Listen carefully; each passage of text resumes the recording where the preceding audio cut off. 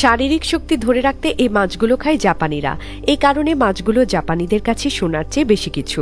এই মাছগুলো চাষ করাটাও ব্যয়বহুল। জেনে হয়তো অবাক হবেন, এই মাছগুলো যেই সেই খাবার দিলে খায় না। মাছের গুঁড়ো, চর্বি, গম ও সয়াবিন মিশিয়ে আঠালো এক ধরনের খাবার বানিয়ে এদেরকে দিতে হয়, আর দেওয়া মাত্রই পাগলের মতো সেটির উপর ঝাঁপিয়ে পড়বে সবগুলো মাছ।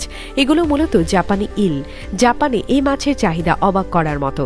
স্বাদ ও পুষ্টিগুণের কারণে মাছটি জাপানিদের কাছে ব্যাপক জনপ্রিয়। 2018 সালে 1 কেজি জাপানি ইল মাছের পোনার দাম উঠেছিল 4 কোটি টাকারও বেশি।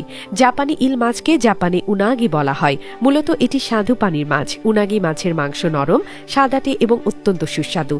জাপানিরা উনাগিকে বিভিন্নভাবে রান্না করে, তবে সবচেয়ে জনপ্রিয় রন্ধন প্রণালী হল কাবায়াকি।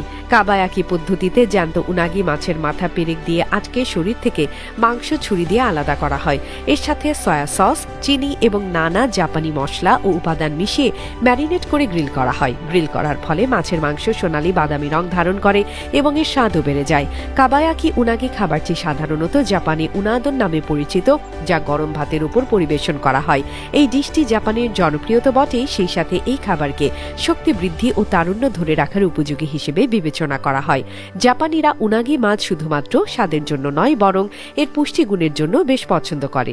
এই মাছ প্রোটিন, ভিটামিন এ, বি এবং ই সমৃদ্ধ।